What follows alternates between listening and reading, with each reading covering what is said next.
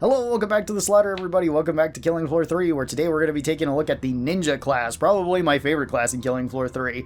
This one is basically like Berserker, but they gave it way more mobility and way more options for actually killing stuff. It's pretty cool. First off, you start out with the sword called the Kiba, and the Kiba does okay damage per hit at 84, although this is with regular attacks. Power attacks are more. As well as you can block with this and do everything that you could with Berserker before, so that's pretty nice. This one is pretty straightforward. If you just click, then it's regular light attacks.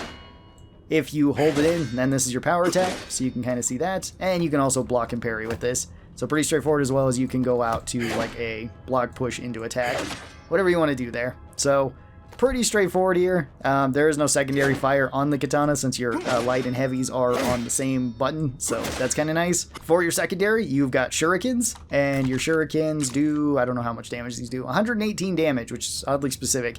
Has a magazine of 2 and a capacity of 48. So these ones are rather interesting too. You can throw these out, and you can also retrieve these. So if you throw them too close, or if you run over them, you can grab them, as well as the distance to grab them is very far. So it's pretty lenient on how far away they are. If they're flying outside the map, though, you can't really get those, so that's kind of a bummer. Same with if they're a little bit too high, you can't quite get them, but pretty much anywhere else, as long as you walk near them, you can retrieve them, which is pretty cool. You can also spam these out very fast, and these are pretty decent starting weapons. Once you run out of them, though, then that's it. You can't use them anymore. So very solid start to Ninja here. Then for your grenade, you've got electric Caltrops, which, you kind of throw these out. Then if enemies walk across them, it deals damage to them as well as it can stun them. Your ult is this, which I can't use right now, but or I can use it infinitely, it seems like. You can actually use your ult 3 times with Ninja, which is pretty crazy. This is a grappling hook that attaches to a target, and it still won't let me grab hold of anything. But it can attach to a target, and if it's a big target, like a Scrake or a Fleshbound, then you pull yourself towards it and punch it and deal electricity damage to everything in the area. If it's a smaller target, like let's say a husk or something, then you will yoink it back to you and deal damage to it. It depends on which enemy you're attacking, but this one makes so you have a lot of mobility. And then your, well, we can kind of toss it out here. Your gadget are these, which are basically just electric bear traps.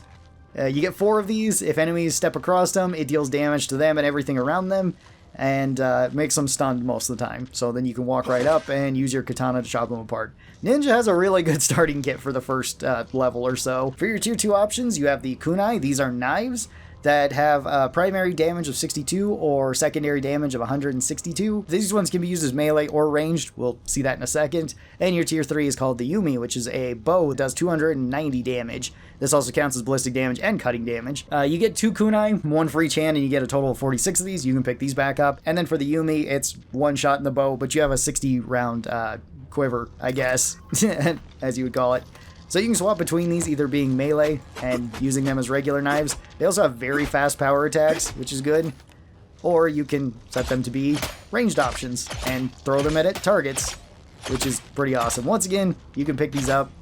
They're just as convenient or just as lenient as like the shurikens are, so they're too high up, you can't really grab them, but they give you plenty of options to pick these up. It's really nice to throw a bunch of these into a target, then use that to like get close to the target, pull all your knives back out, and then you can use even more of them. And if you run completely out of these, then you'll just swap them over to the melee, so they'll just go into melee automatically. Once you pick up more of them, then you can swap back to the ranged option if you'd like. They're pretty strong. I really like them. They're a nice tier 2. The tier 3 of the bow is arguably even better. Once again, you can pick up your arrows, so you can pick this up, and it has very high penetration. It also does really high damage, and you can shoot these pretty fast. The arrow itself also moves quite quick too, so that's good if you want to be hitting more targets. Unless you swap these to like explosive arrows, then you can't pick them up anymore. But the bow is very straightforward. There is no secondary option with the bow either. It's just a bow. And then your tier 4 are the katanas, which do 62 damage on the primary attack and 158 damage on the secondary, as well as being electricity. So with the katanas, you get 2 of these, and these ones, once again, have power attacks or light attacks, and you can swap them by switching different ammos. This makes it so they have electricity on those hits. So every swing will take ammo then, even if you don't hit anything. But if you do hit stuff, there's a very high chance that you stun it and deal more damage to it. Ninja has some of the coolest weapons in the game. I really like these. They're all pretty good. I like having one of the ranged options and one of the melee options. Or you can just take a bunch of knives and have both. Like, it's very fun. Ninja skills, let's go over the passives first. We've got the Yorai. I'm probably not going to be able to pronounce all of these because a decent amount of them are in Japanese. Increase your total amount of ammo, as well as your stamina loss. Blocking is reduced. So you just get tankier overall. Or the other option is you just get more HP. And whenever you perform a perfect parry, you restore HP. So, do you want to be tanky or tanky? Those are your two options as Ninja. And both of them sound really good. Then we've got the level 8, which is, I can't pronounce that name at all. This one deals 10% more damage when enemies are hit in the head. Good, you can aim for the head with everything, so that's going to be nice. Then we've got the Roaring Tiger, increased damage with the heavy attacks, as well as increased damage with the cutting weapons, so that's pretty nice. If you like heavy attacks, go for that one. Then we've got the Kuji Kuri, I hope I'm saying that one right. Performing perfect parry increases your total amount of damage for 5 seconds. That one's also good. If you're used to parrying with Berserker, you're probably going to like this class because it feels very similar to Berserker. You just get way more mobility. Skirmisher just makes it so you have more ammo overall, and it increases the auto pickup radius even further, which is very far already for like shurikens, arrows, kunai. So that one's going to be nice. It's just going to be a nice quality of life thing.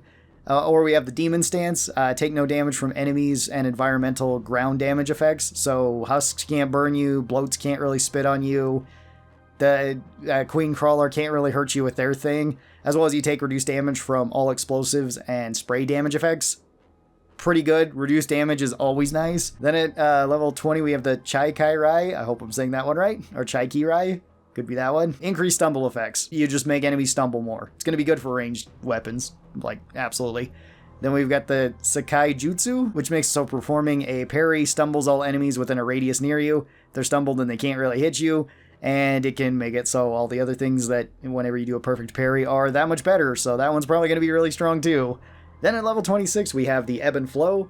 Ranged cut weapons damage is increased by 15%. Next melee attack after that deals 100% increased damage and heals you. So swapping between melee and range is going to be better.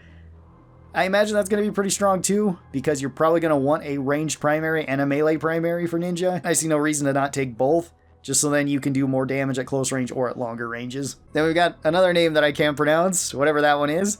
Weapons deal 100% more damage and increased bleed affliction that deals 10% damage. So bleeding enemies just deals damage over time, as you'd expect. Good. That's pretty nice. You can put bleed on your weapons, so that's going to be pretty good. And then we've got Unyielding. Killing an enemy with melee restores 3 HP and also grants you increased melee damage for 5 seconds. That's also going to be probably pretty strong. I imagine if you just go for like healing and parries, and then you go for like more damage on perfect parries and the Demon Stance and the increased stumble and then more damage on this enemies, it's probably going to be really, really strong for melee attacks because you're basically just going to be knocking everything back, healing yourself, getting more damage, and just going into like more heavy attacks. Then we got throwables, which is your Caltrops kind of. So this is blunt force. Caltrops do explosive damage. Cool, if you want to hit stuff directly, you can do even more. We've got the Swift Currents. This one no longer deals any sort of self-damage. Also pretty cool. Makes so you can just throw these at your feet and then run away if you'd like. And you get bonus movement speed when you're running across them. Then we've got the Kekkai Jutsu. Makes it so your Caltrops last longer than they otherwise would. Also kind of good. At level 10 and level 22, it's just more Caltrops overall. So you get 4 of them instead of just the 2. Then at level 16, we've got Hard Rain. Increase the number of Caltrops by 2, but decrease their explosion radius. So more area that can stun more enemies. Less overall AoE. Imagine, yeah, this one's going to be the opposite. Explosion radius is just increased, so you can potentially hit more enemies with it. So whichever one you'd like, they're probably both going to be pretty decent. And then at level 28, we've got the Devil's Current. Caltrops deal 55% increased damage to enemies that they are stuck to. So if you hit something directly, you can deal even more damage to it. And as you can see, if enemies are stunned like this, it's pretty easy to get close and just start meleeing them because they can't fight back. Then we've got the Raijin. This one makes it so Caltrops shock enemies for 40% longer. That's pretty good too. If you can just keep stunning flesh pounds and scrakes and beating up on them, then that's going to be pretty nice. Then we got Inamazuma? I'm not sure if I'm saying that one right. After the explosion, the Caltrops leave behind electrical fields with the same radius as their explosion. This one deals damage to everything that walks through it. This one looks pretty cool. I imagine it could lag the game if you throw out a bunch of these, though. So I don't know how much I would be using that one, but it does seem kind of cool that you get like persistent electricity in the area. Then for your gadget, this is your hook shot where you get to close the distance on enemies. This one makes it so the first weapon strike after the grapple attack deals increased damage, which is pretty good. Then we've got another name that I can't pronounce. This one makes it so the shockwave is bigger. You can potentially hit more enemies thanks to the punch. And then you've got Shinobi Shizuku. I hope I'm saying that one right. Every time you use your grappling hook, you get 5 armor back, which is pretty good. You get tankier as you're going, so especially if you like this one in tier 2 to increase your maximum armor, you can potentially just have your armor regenerating. I imagine like full tank ninja is also going to be pretty strong and pretty hard to kill. Then we've got Dead Calm at level 12. This one makes it so once you've used up all the charges of your grappling hook, then you just get increased weapon damage. So if you're using it a lot, you'll get more damage. That's pretty cool. Then we've got Warrior of the Wind. Grappling to an enemy increases your movement speed. So that's nice if you want to run around faster. It's kind of useful because sometimes you do get stuck in awkward positions thanks to the grappling hook. At least I do. Then at level 18, we've got Strike Thrice. Every third use of the grappling hook gives you more damage and gives you more finisher damage, as well as everything that you pass through with the grappling hook, you also deal damage to. Then we've got Blood Hunt. Killing an enemy that you pass through gives you more HP. Cool. Pretty straightforward. It can potentially get you a lot of HP if you go through multiple enemies. Then we got Red Shadow. Take 15% reduced damage after using this to an enemy. That's also good. I imagine that with like Tank Zerker is going to be really, really nice. Or Tank Ninja, not really Tank Zerker. Then we've got Iron Castle. Performing a perfect parry makes it so your gadget comes up faster. So you parry more, you can use your grappling hook more. Cool. Then we got Lightning Incarnate. Pass-through damage and radius is increased by 25%, as well as pass-through damage increases the charged electricity, and damage increased by 100%. So you can hit more enemies the more you pass through and the more damage. Then at level 30, we have the Violent Sorcerer, which I like the name of. This will make so your grappling hook finisher damage is increased by 20%. Killing an enemy with the finisher grants stacks of violence up to 20 max, and then violence makes it so you just get more damage. Kind of makes sense. Then we got Punishing Chain. Taking damage that reduced you below half health instantly refreshes all of your charges of the grappling hook. This has a 300-second cooldown, though. So you can use it more often. This one's not going to be as good as like a tanky ninja.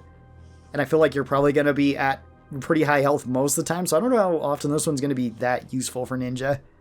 And then we have the Leopard Fist, which makes it so damaging an enemy with the finisher increases their vulnerability to ballistic cut and electrical damage by a percentage for 10 seconds. I imagine that goes for everybody too. So this is going to be useful because, yeah, you're going to want to target like Fleshbounds or the boss or something, and then everybody's going to hit it harder. So I imagine Leopard Fist is probably going to be like the one that I pick because it seems the most straightforward and just the most useful out of these ones. Although Violent Sorcerer also sounds pretty cool. So yeah, Ninja, 2 thumbs up. I really like Ninja. Ninja is super fun so far. You get tons of mobility, you get tons of damage. Being able to pick up all your weapons is super fun. So I hope you guys enjoyed. Thank you guys so much for watching this, and I'll talk to you guys next time. Bye-bye, everybody.